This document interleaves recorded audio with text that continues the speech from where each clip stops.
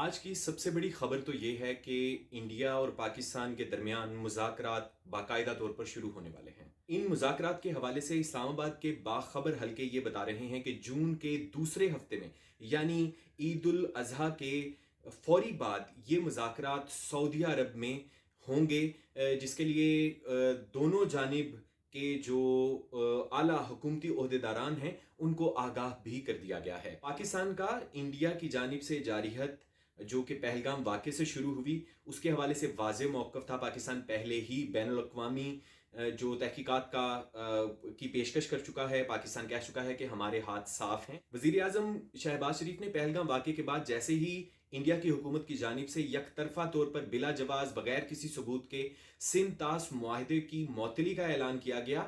उसके साथ ही वज़ीर-ए-आज़म मोहम्मद शहबाज शरीफ ने इस्लामाबाद में जो दोस्त ममालिक और दीगर जो मुल्क हैं, उनके जो सफ़ीर हैं उनसे मुलाकातें की और उनको पाकिस्तान के मौक़िफ़ से आगाह किया। उसमें तुर्की के सफ़ीर भी शामिल थे, चीन के सफ़ीर भी शामिल थे, यूएई के भी शामिल थे, अज़रबैजान के भी शामिल थे और इसी तरह बहुत से ममालिक के सफ़ीरों से वज़ीर-ए-आज़म की मुलाकात हुई और उसमें उन्होंने पाकिस्तान का मौक़िफ़ जो है वो पेश किया। बहुत से लोगों से टेलीफ़ोनिक गुफ्तगू भी हुई वज़ीर-ए-आज़म की, जिनमें जो अक़वाम मुत्तहिदा के सेक्रेटरी जनरल हैं एंटोनियो गुतेरेस, उनके अलावा जो सऊदी अरब के वज़ीर ख़ारजा हैं, अमीर कतर हैं, इन सब से टेलीफ़ोनिक गुफ्तगू भी होती रही।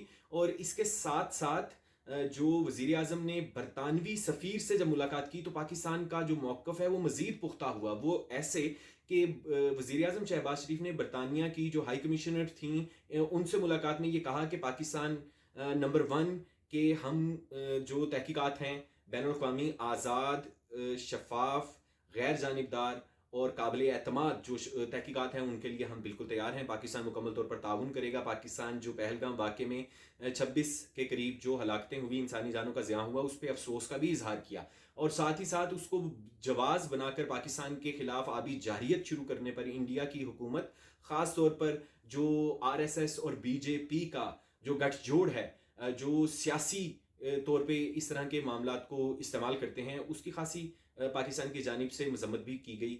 बरतानिया को उन तहक़ीक़ात में शामिल होने की पेशकश की वज़ीर-ए-आज़म ने बरतानवी हाई कमिश्नर से इस्लामाबाद में होने वाली मुलाकात के, लेकिन ताहम 7 तारीख को फिर पाकिस्तान पर हमला हुआ। पाकिस्तान की खुद मुख्तारी और सरहदी जो इंटेग्रिटी है, उसको मुतासिर किया गया, उस पर हमला किया गया इंडिया की जानिब से और फिर उसका जवाब 10 मई को पूरी दुनिया ने देखा।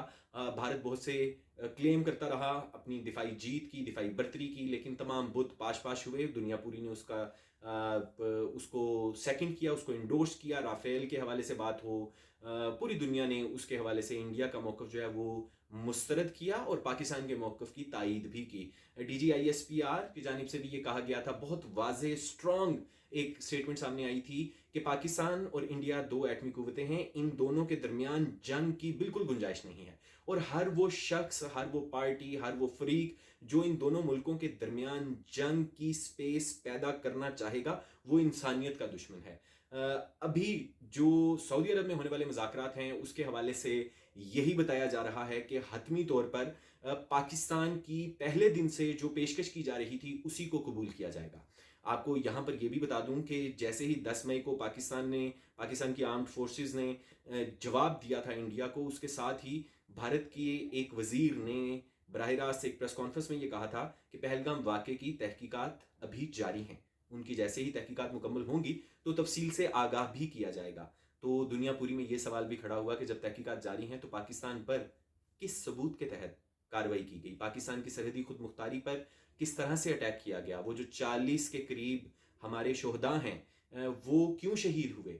वो जो मासूम बच्चे थे 6 साल के इर्तज़ा अब्बास, वो कैसे शहीद हुआ?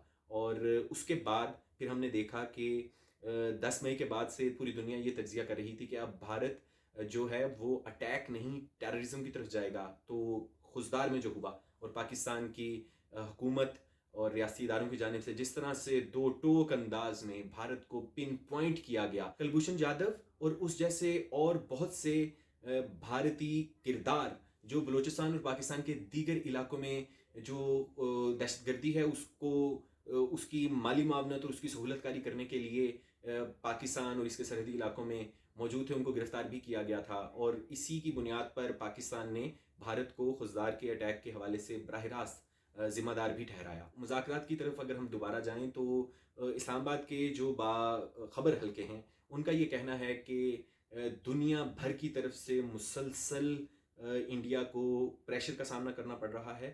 آئے دن امریکی صدر ڈونلڈ ٹرمپ کی جانب سے کسی نہ کسی پریس کانفرنس میں، چاہے وہ کسی افریقی ملک کے سربراہ کے ساتھ بیٹھے ہوں یا اور کسی فورم سے خطاب کر رہے ہوں، وہ پاکستان کے کردار کو ضرور سراہ رہے ہیں، اور یہ ایک فطری دباؤ کا باعث بن رہا ہے انڈیا کے لیے۔